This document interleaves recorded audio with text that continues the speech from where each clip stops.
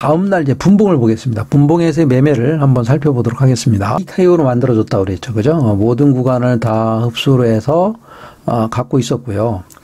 이렇게 형성이 됐고, 이제 거래량이 이제 많았던 거고요. 아까 13,000원이라고 하는 공모 가격을, 어때요? 올랐다가 한번 살짝 롤링하고, 이제 거래량은 많이 실죠. 그죠? 아무래도 13,000원대 본전이구나 하고서 팔 사람들 많았기 때문에, 그래서 그 물량을 흡수하고 이렇게 상승을 하고 13,000원을 절대 건들지 않고 가는 거죠. 이 얘기는 13,000원 이하의 가격은 이미 접수를 했다는 거죠. 이미 매물대를 다 흡수했다라고 이제 판단할 수가 있는 거죠. 그 다음날 D 플러스 1일이죠. 상한가 다음날. 자, 생각해 보세요. 첫 봉이, 3번봉 첫 봉이 6%의 갭 상승입니다. 6%의 갭 상승이고 지켜보는 거예요. 3번봉 무조건 지켜보는 겁니다.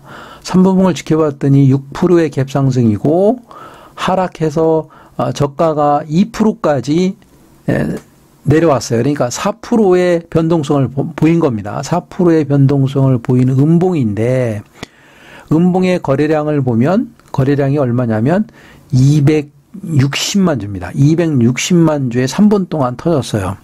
그러니까 이 거래량은 상한가가 터진 날의 거래량에 비해서 적은 양은 아닙니다. 적은 양은 아니니까 어떻게 보면 이렇게 상한가를 만든 세력이 6% 상승시켜서 매도를 하면서 수익을 실현할 수도 있겠다고 생각할 수 있겠죠. 그죠? 왜냐하면 그거는 뭐 세력의 마음이니까 6%라도 수익을 내고 우리가 끝내겠다라고 하면 어쩔 수 없는 거니까 또 주가를 더 여기서 계속 이제 어차피 매도를 시작했으니까 주가를 계속 내려서 이 지역까지 들어오게 되면 여기 상한가를 만들 때 들어왔던 개인들의 물량 또는 또 13,000에 물려있던 물량들이 더 매도를 더 받아서 올라갈 수도 있다라고 아까 그런 가능성이 있다라고 얘기했잖아요. 그래서 상한가가 생기니까 이제 매매를 못 합니다. 이제 지켜보는 거죠. 근데 이제 거래량을 봤을 적에는, 상한가를 만든 거래량에 비해서, 적지는 않은 편입니다. 많은 편으로 거래가 됐어요. 약 한 260만 주가 거래를 됐어요. 사실은 이 거래량 위험한 거래량이죠. 거래량이 많기 때문에.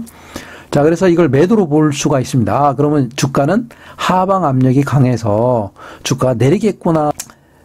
이제 3분이 지나고 나서 지질합니다. 지질하다가, 그럼 주가는 더 내려가야 되잖아요. 자, 내리는데 주식이 요 상한가를 만든 갭을 약간 상승을 시킵니다. 상승을 시키고 다시 상승을 해요. 그러면 요거는 자 생각해보세요. 여기서부터 매도라고 생각을 했는데 더 이상 음봉을 만들고 주가가 내려가지 않고 여기서 턴 돌아서는 것이 보입니다. 이거는 앞으로 상방의 포지션을 갖고 있다라고 보는 거죠. 또한 이때 만들어준 이 거래량이 3번봉의 이 거래량이 만만치가 않아요. 그래서 우리는 그러니까 결국 이 3분봉 이 3분봉의 첫 3분봉의 고가를 넘었을 때 매수를 했던 거죠. 그러니까 매수를 한 이유는 이 3분봉의 거래량이 크기 때문에 이 3분봉의 음봉에 매도했다라고 생각하는 이 음봉의 고점을 벗기기 때문에 상방의 포지션이 확실해진 거죠. 상방의 포지션으로 알고 이제 매수를 하는 겁니다. 매수를 하고 리스크를 관리를 위해서 주가가 올랐을 때 일부는 매도를 하고요. 네. 그래서 주가가 이렇게 상승을 하면 높은 가격, 그러니까 이것만 해더라도 이 수익률이 몇 프로냐? 5%입니다. 5%만 해더라도 어느 정도 수익은 확보되는 거 아니겠습니까? 아침에요. 그러니까 상방의 포지션으로 보는 거죠. 근데 이제 그때 이제 주가가 내려옵니다. 내려와서 이렇게 되돌리죠. 주가가 되돌립니다. 이렇게 되돌리는 순간 우리는 여기서 매수 사인을 냈습니다. 제가 이제 상방으로 보고 매수를 하라고 얘기했던 거고요. 자, 매수를 했는데 약간 올라갈 때 여기서 이미 돌아섰기 때문에 거래량을 싣고 상승을 해야 돼요. 장대 항목을 뽑고 올라가야지만 이 상승의 포지션을 가는 거죠. 근데 이제 캔들이 적어지고 거래량이 많지가 않아요. 그러니까 리스크 관리로 해서 또다시 이제 매도를 어느 정도 해 놓는 거죠.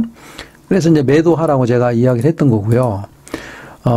그래서 결국에는 이 매수 가격을 깨면 이제 매도를 해야 됩니다. 해야 됩니다라고 얘기했죠. 왜냐하면 이 매수가를 깬다는 얘기는 저점이 낮아지잖아요. 저점이 낮아지니까 단타의 생명은 뭐냐면 이렇게 저점을 높여가야 돼요. 저점을 높여가야 되는데 이 가격을 깨는 순간 저점이 낮아지기 때문에 하방의 압력을 받기 때문에 여기에 물렸던 사람들의 매도가 쏟아지기 때문에 이건 걷잡을 수가 없는 거죠. 또 여기서부터 주가를 또 내릴 수도 있는 거기 때문에 위험합니다. 그래서 당연히 이제 매도를 얘기를 했던 거고요. 그래서 우리는 여기서 매도하고서 손을 뗐어요. 이제 이게 제가 이제 가장 미안한 부분인데 왜 미안하냐면 당연히 이 단타 치는 사람들은 저점을 훼손하면 당연히 매도를 하는 겁니다. 내가 생각한 대로 흐름이 안 갔기 때문에 매도를 해야지만이 손실을 줄이는 거고요. 조금 올랐을 때 수익을 실현하는 것은 리스크 관리 차원에서 그런 거죠. 결국에는 제 의견대로 했으면 보통 뭐 0.5% 이상은 저도 여기서는 1%는 수익을 내고 나왔기 때문에 0.5% 이상은 수익이 냈으리라 봅니다. 그래서 이게 중요한 게 아니고요. 여하튼 이렇게 이제 매수를 해서 진행을 하다가요. 제가 이제 여기서 이제 다시 이제 매수를 했습니다. 왜 매수를 했냐면, 이제 이쯤 되면 이 저점을, 여기 있는 요 저점을 깨고 내려온 이 음봉의 저점을 깨기 시작하면 사실은 거래량이 지금도 많아졌지만 계속 많아져서 계속 하락을 해야 돼요. 하락의 포지션이라면. 근데 하락의 포지션을 잡지 않고 여기서 이제 돌아서는 거죠. 이제 호가창에서 보면 이제 돌아서는 모습이 좀 보이죠. 그래서 이제 여기서 다시 매수를 했습니다. 저는 우리 회원님들은 여기서 자르고 나오십시오라고 얘기를 했는데, 근데 다시 또 이게 이제 환경상으로 제가 리딩을 할 때 이거를 텍스트로 쳐서 매도를 너무 많이 자주 이렇게 움직일 수는 없어요. 저도 매매를 하고 있었기 때문에. 그래서 이제 의견을 못 드렸던 거고요. 그래서 제가 더 미안해서 제가 오늘 좀 디테일하게 좀 설명을 좀 드리는 겁니다. 자, 그래서 주가는 상승을 했고요. 상승을 하는데 여기서 매수한 물량을 절대 안 팔았어요. 왜 안 팔았냐면 안 팔은 이유가 있죠. 상승의 포지션이기 때문에 그렇습니다. 더군다나 이제 저는 여기서 수익을 5% 이렇게 내 있었기 때문에 수익금이 있었기 때문에 여기서 버틸 여력이 있었던 거죠. 근데 이제 매매를 어디서 했느냐가 중요한 거죠. 그러니까 우리 회원님들 여기서 매수를 했기 때문에 이 저점을 깨는 순간 손해기 때문에 불안해져요. 단단 매매할 수가 없습니다. 그래서 이렇게 매수를 해서 초반에 매수를 해서 수익을 냈으면 이게 개런티가 돼 있으니까 당연히 이제 과감하게 이제 홀딩을 할 수 있었던 거고 이 차트 베이스 자체가 상한가를 만들고 상방으로 우리가 보고 있었기 때문에 매수를 하고 있었던 거죠. 그래서 주가가 쭉 이렇게 훑고 올라갑니다. 훑고 올라갔다가 이제 급락을 하죠. 급락을 해서 내가 매수한 가격 이하로 떨어지면 매도입니다. 당연히 매도입니다. 근데 매수한 가격을 훼손하지 않고 올라갔어요. 자, 올라갔는데 이상하죠. 이 고점을 다시 벗기고 거래량이 들어와요. 거래량이 들어오고 조정을 한번 받고요. 다시 조정을 받는데 여기서 다시 또 추가 매수를 했어요. 왜 추가 매수했습니까? 이때만 해더라도 1시 40분 거의 2시 가까이 돼 있는 상황인데 전체의 거래량을 본 거죠. 이 거래량을 여기까지 터진 거래량을 본 겁니다. 거래량을 봤더니 상한가에 들어왔던 거래량과 크게 거래량이 많아지지 않았어요. 그러니까 이 고점에서 거래량이 많아지면 사실은 무섭죠. 왜냐하면 매도할 수도 있을 수 있기 때문에 좀 위험합니다. 근데 이 차트 모양이나 호가창의 모양이나 주가의 흐름을 보았을 때는 매도는 아닌 거죠. 이게 매도가 아닙니다. 매도를 하려고 했으면 여기까지 올라오지도 않아요. 여기까지 올라왔어도 주가는 더 밑으로 크게 더 하방을 시키죠. 거래량을 실어가면서 하방을 시키는데 이제 그렇지 않고 브레이크가 걸렸고 이 전체 오늘 그러니까 상한가가 만들어진 그 다음 날의 거래량으로 봤을 때 이 상한가를 만들 때 들어갔던 돈보다도 그렇게 많은 거래가 터지지 않았기 때문에 매도가 아니고 앞으로 내일 또 상승할 수 있겠다라고 상승의 포지션을 본 겁니다. 또 추가 매수의 자신감은 그거죠. 이제 차트를 다 분석을 해놨기 때문에 앞으로 상방이라고 보기 때문에 추가 매수의 자신감이 있었던 겁니다. 그래서 주가가 이렇게 흘러가서 종가쯤에 다시 또 추가 매수를 했고요. 종가쯤에 추가 매수를 했고 그 다음 날이죠. D 플러스 1일이고요. 여기 D 플러스 2일입니다. D 플러스 2일 날 예상한 대로 상승을 시작했죠. 상승을 시작하니까 상승할 때마다 매도를 하는 겁니다. 이렇게 상승할 때마다 분할로 매도를 하고요. 분할로 쭉 매도를 했습니다. 그래서 여기서 저점을 다시 높여가고 있었기 때문에 여기서 다시 매수를 했고 여기서 다시 매도를 했어요. 일부 물량은 제가 홀딩하고 있습니다. 왜 홀딩했냐면 끝에 왜 홀딩을 하고 있냐면 일봉을 보시면 압니다. 일봉. 자, 일봉을 잠깐 보겠습니다.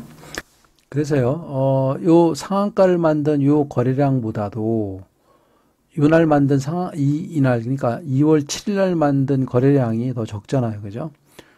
그리고 이때의 이 장대 양봉을 만들 때 가장 큰 역할을 했던 부분이 어디냐면 개인입니다. 개인이 거의 100만 주가량을 매수했습니다. 100만 주면은 거의 180억 정도가 되는 돈이죠. 180억이라는 돈이 들어왔고요. 상한가를 만들 때 100억이라고 하는 돈을 들였던 외국인들도 사실은 더 추가해서 매수를 했어요. 개인들, 여기 기관들도 더 추가 매수를 했고요.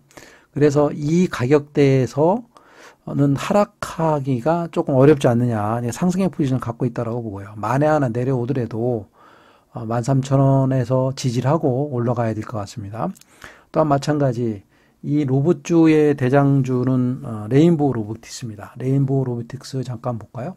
한 50% 가까이 올랐을 때 한번 이렇게 횡보를 합니다. 횡보를 하고서 다시 올라갔기 때문에 사실은 지금 현재 레인보우 로보틱스는 보유자의 영역이죠. 그죠? 2배가량 올렸고 우리는 여기서도 레인보우 로보틱스에서도 많이 봤죠. 수익을 많이 봤습니다. 수익을 많이 받고 나왔던 종목인데 이제 레인보우 틱스는 위험해졌고요. 그럼 이제 레인보우 로보틱스는 위험해졌고, 이제 그래서 이제 클로봇을 이제 거래를 했던 거고요. 그래서 레인보우 로보틱스는 1월 7일 날 매수를 해서, 거의 70.5%의 수익을 이제 마무리했던 거죠. 우리가, 이 클로봇은 레인보우 로보틱스와 마찬가지, 지금 현재, 우리가 생각하고 있는 부분에 대해서 거의 한 60% 정도 올라왔기 때문에, 60% 정도면은 수익이 좀 상당히 꽤 많은 편입니다. 여기서 한번 조정받고 갈 염려가 있어서 여하튼 상승의 포지션은 갖고 있는데 내일 하루 더 오르면 이제 매도 포지션이고요. 또 그 상승세의 기세를 보고 매도할 건지 또는 뭐 홀딩할 건지 결정하면 되겠고요. 그리고 있는 차트 베이스가 있었기 때문에 상한가 다음 D 플러스 1일 날 이제 매매를 하는 것이 가능했던 거고요. 그 다음 날도 해서 수익을 30% 가까이 이렇게 내게 됐던 것도 바로 이런 차트 베이스를 갖고 있었기 때문인 거죠. 이제 그렇게 하기 위해서는 이제 전체적으로 이렇게 좀 전체적인 흐름의 연결을 좀 보면서 매매에 임하면 될 것 같고요. 그러니까 결국에는 무엇이냐면 이 상한가를 만드는 건 사실 몰라요. 상한가를 만들 건지 아니면 윗꼬리를 달고 내려올 건지 몰라요. 그래서 이런 데서 매매하는 것은 뭐 돌파 매매로 매수는 할 수 있겠죠. 근데 이제 확률적으로 이제 제 경험상으로는 이렇게 상한가를 만들고 나면 세력의 의도가 이렇게 극명하게 보인다라고 말씀드렸잖아요. 그래서 상한가를 만들고 난 다음에 그 다음 날부터 분봉의 단타 그리고 그 다음 날부터 상한가가 만들어주는 가격의 형성 과정을 보고 매수를 하면 되겠죠. 만약에 이 가격이 이 주가가 쭉 내려오는데 여기 아까 얘기했던 외국인이나 기관 또는 개인들이 매도가 크지 않고 주거니 받거니 하면서 주가가 서서히 이렇게 내려오면 13,000원 부근에서는 매수가 가능하다. 매수할 수 있다. 왜? 상박 부진을 갖고 있었기 때문에 그렇죠. 다만 레인보우 로보틱스가 위에서 고점에서 큰 장대 양봉을 만들고 시세가 끝났다라고 하는 신호를 주지 않는 이상은 이 저점에서 매수가 가능하다라고 이야기를 하는 거죠. 물론 여기서 매수의 어떤 기회를 안 주고 상승에 날아갈 수도 있어요. 그럼 그때는 보유자의 영역이지 따라가서 매수하기는 상당히 부담이 되는 거죠. 물론 뭐 하이 리스크 하이 리턴인데 그렇다고 해서 주식이라고 하는 것은 항상 저는 강조하는 게 원전을 좀 잘 지키고 수익을 착실하게 모아가는 것이 개인들의 매매에 성공하는 방법이라고 생각을 합니다. 자, 제 나름대로는 조금 디테일하게 설명을 했는데, 이제 제가 빠진 부분이 어느 부분이냐면, 이 부분에서의 거래량 부분입니다. 이건 이제 나중에 또 시간이 되면 말씀을 드릴 테고요. 여하튼 중요한 것은 이 상한가를 만들 때의 거래량, 그리고 그 다음날 만들어준 거래량. 그러니까 상한가 다음날 거래량이 줄었다고 해서 무조건 홀딩하는 것이 아니죠. 상황과 그 다음에 주가의 모양, 흐름의 모양이 다 다른 겁니다. 그 차트 베이스 갖고 있는 베이스가 어떠냐에 따라서 달라지는 거죠. 어떤 경우는 상한가 다음날 거래량이 많이 터져야 좋아요. 많이 터지는 것은 뭐냐면 이 많이 터지는 이 부분에 큰 매물대를 갖고 있는데 그 매물대의 매물을 어느 정도 흡수했다라고 하는 차트 베이스 값이 있어야 돼요. 그 경우는 거래량이 많이 터져야 됩니다. 거래량이 조금 터진 상태에서 상한가 다음날 거래량이 좀 더 적은 상태에서 들어가면 매물대 매물을 다 안 받았기 때문에 매물을 받으려고 하는 액션이 또 생깁니다. 그 액션은 고점에서 받을 것이냐 저점에서 받을 것이냐로 또 판단해야 되겠죠. 근데 그런 경우는 우리가 일부러 그 무리하면서까지 이렇게 거래량이 적게 터졌는데도 매물대 적게 터졌는데 들어갈 이유는 전혀 없겠죠. 그래서 상한가가 만들어지고 난 다음에 충분한 분석과 철저한 분석이 이루어지고 나면 이제 상승할 것이냐 아니냐를 우리가 판단할 수가 있게 되는 거고요. 여러분들도 이제 제가 지금 드린 말씀을 기본으로 해서 지금까지 상한가 분석 매매에 대한 영상을 좀 보시고 자기 나름대로 흐름을 좀 잘 분석을 하셔서 자 이렇게 큰 매매 수익을 내는데 힌트가 되셨으면 좋을 것 같습니다.